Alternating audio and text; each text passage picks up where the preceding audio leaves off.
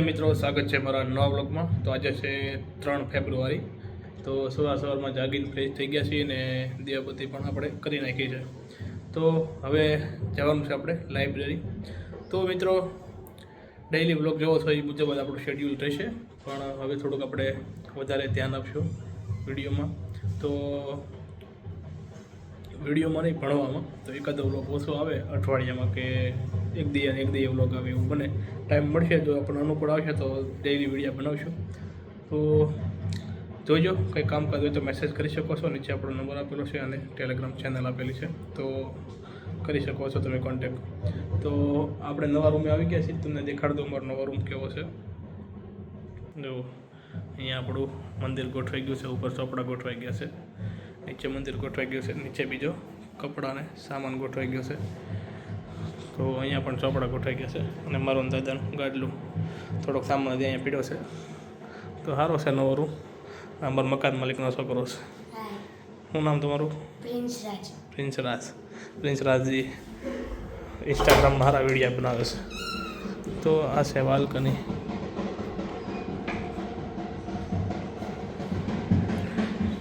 Sector 12નો view છે.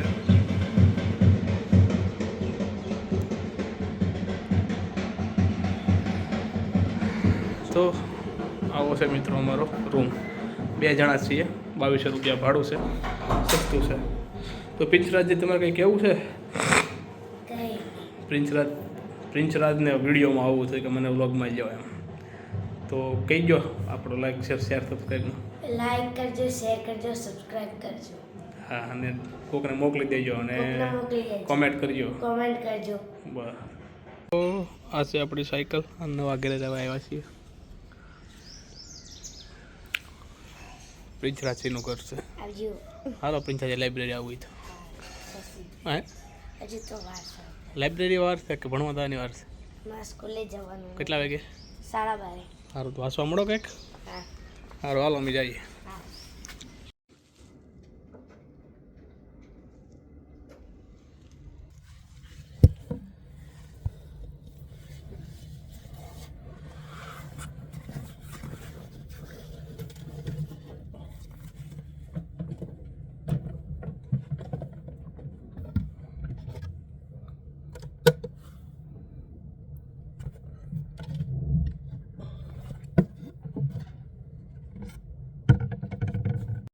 તો મિત્રો, ભારતીય બંધારણ અને રાજ્ય વ્યવસ્થાથી આજના દિવસની આપણે કરવાની છે શરૂઆત.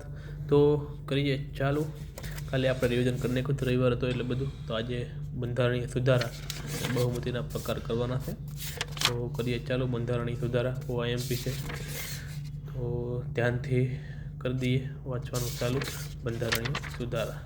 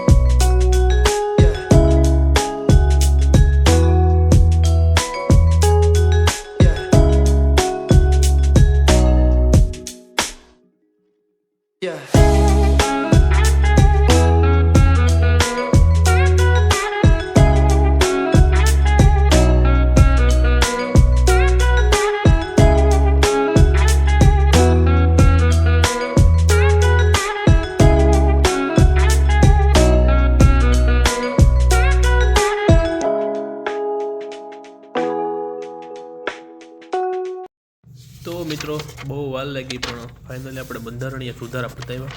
વાર એટલા માટે લાગી કેમ કે યાદ રાખવાનું અને તારીખો અને સુધારા બધું બહુ યાદ રાખવું પડે. તો મિત્રો, આને લગતી આપણે એક 20 પ્રશ્નોની ક્વિઝ, જેની જે કરો તો આખું આ સુધારા બધા થઈ જાય એવી ટેલિગ્રામમાં મૂકી દીધી છે. નીચે ટેલિગ્રામ ચેનલની લિંક છે, તો જોઈન કરી લેજો. તો આ બધું મૂકી દીધું છે અને આ લખીને આપણે ટેલિગ્રામમાં એક ફોટો મૂકી દીધો છે. તો આની ક્વિઝ કરશો એટલે બધા સુધારા જે IMP છે એ બધા થઈ જાય છે. તો હવે કરવાનું છે આપણે બહુમતીના પ્રકાર. તો મિત્રો, બહુમતીના પ્રકારો પણ આપણે પૂરા કર્યા. આ આઈએમપી હતું કે સાદી બહુમતી બધી બહુમતી કોને કહેવાય એની પહેલાં આપણે બંધારણની સુધારા પતાવ્યા. તો આ સાથે આપણે બંધારણનું કામ અહીંયા પૂરું કરીએ છીએ. બે આઈએમપી હતા તો ધ્યાનથી કરવા. તો હવે આપણે આગળ સંસદ રાજ્યસભાને કરીશું, પણ આજનું બંધારણનું કામ અહીંયા પૂરું કરીએ છીએ. દાદાનો ફોન આવી ગયો છે કે ભાઈ આવો જમવા, તો જઈએ જમવા. તો મિત્રો તો આ રીતે આપણે બંધારણના જે એમપી હતા એ લખીને આપણે ટેલિગ્રામ ચેનલમાં આ ફોટો નાખી દીધો છે. તો જો કોઈને જોવો હોય તો ટેલિગ્રામ ચેનલ જોઈન કરી લેજો. તો મિત્રો અમે જઈએ છીએ જમવા નાગરિક પુરવઠામાં. અનલિમિટેડ જમવા થાય છે. આગળ જોજો પખા બોલાવી દેવાનો તો પોગી જાય. કોક ઉડાડી દે ને તમને ફોર વાળા તો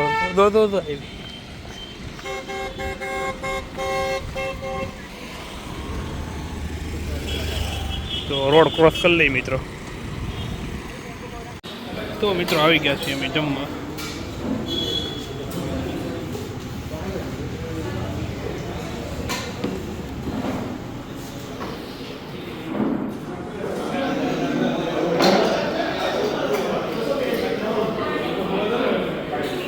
તો મિત્રો ખાઈને આવી જશે. હવે આપણે જવાનું છે લિફ્ટમાં.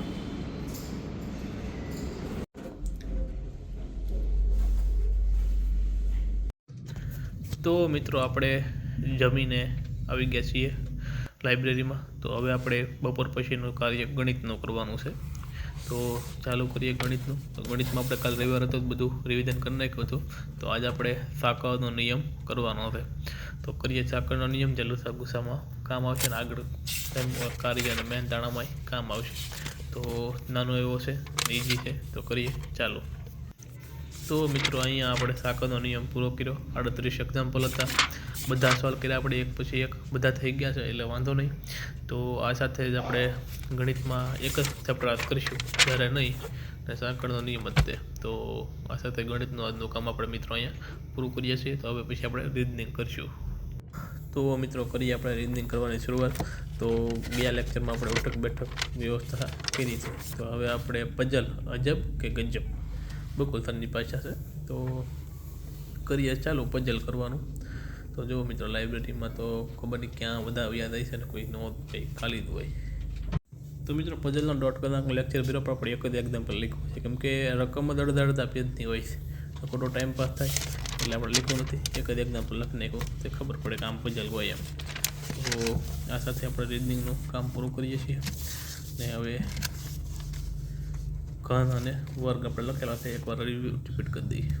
તો મિત્રો જઈએ આપણે પર નીચે ફ્રેશ થઈ આવીએ. તો મિત્રો નીચે બેસવા આવી ગયો આપણે. કંટાળી ગયા હતા પછી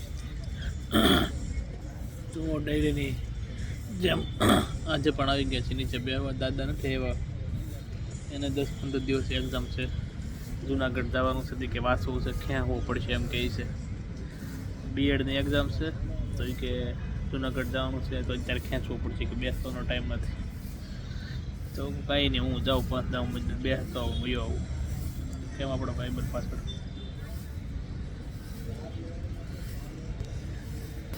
કાકા વાળી આપણા ભાઈબંધ છે.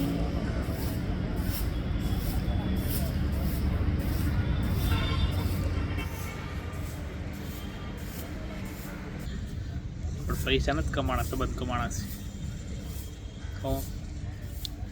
પૈસો કમાવાનો બાકી છે હજી.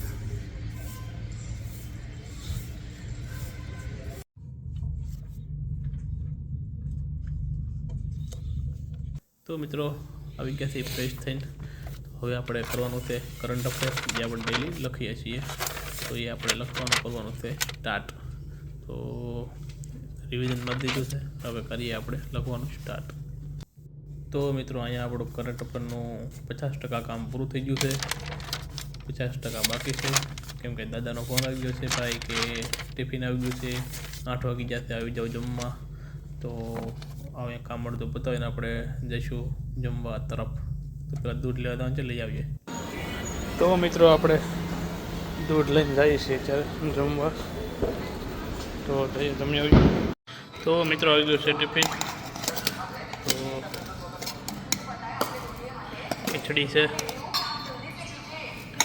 શાક છે ને કઢી છે, એમાં રોટલી છે.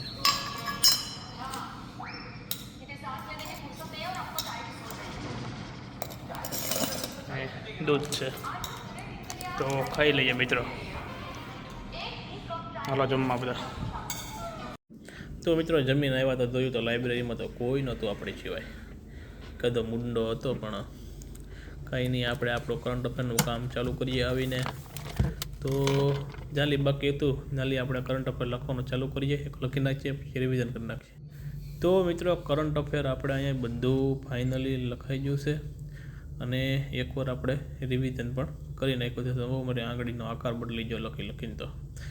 તો કોઈના રિવિઝન પણ થઈ ગયું છે, લખાઈ પણ ગયું છે એકવાર, એટલે ઉપાધિ નહીં. આજનું કરંટ અફેરનું બધું કામ આપણે અહીંયા પૂરું કરીએ છીએ. તો મજા આવી. કરંટ અફેર IMP આપણે લખીએ છીએ કે વધારાનું કરતા નથી, તો કરીએ અહીંયા. તો મિત્રો PSI લેખનમાં હવે આપણે અહેવાલ લેખન કરવાનું છે. તો કચ્છ રણોત્સવ એક સંસ્કૃતિ અને પર્યટન મેળો એ આજનો આપણો વિષય છે. તો કરીએ આપણે અહેવાલ લખવાનું ચાલુ. તો મિત્રો આ છે આપણો ફાકા ફોજદારીવાળો અહેવાલ. તો આપણે રીતે લખી નાખ્યો છે અને આ અહેવાલનો ફોટો આપણે ટેલિગ્રામમાં નાખી દીધો છે.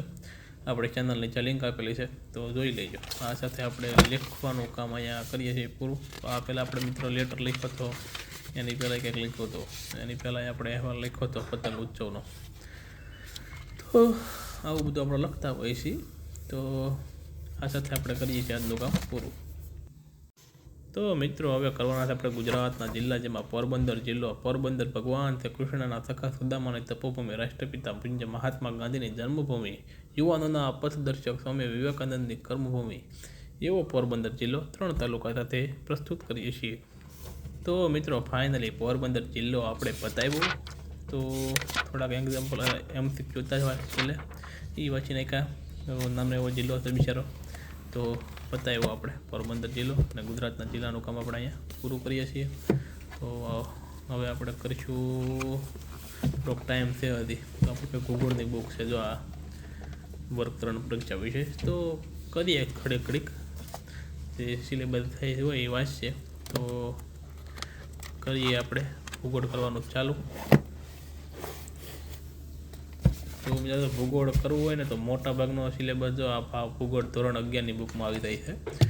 બધા પૂછતા હોય છે કે ભાઈ કેમાલી કરવું. તો એના ઉપર આપણે વિડીયો બનાવી દઈશું ભૂગોળ ઉપર, કે ભાઈ ભૂગોળમાં શું છે. બધા કહેતા હોય કે ભાઈ બહુ અઘરું પડે છે, એટલે આપણે વિડીયો બનાવી દઈશું.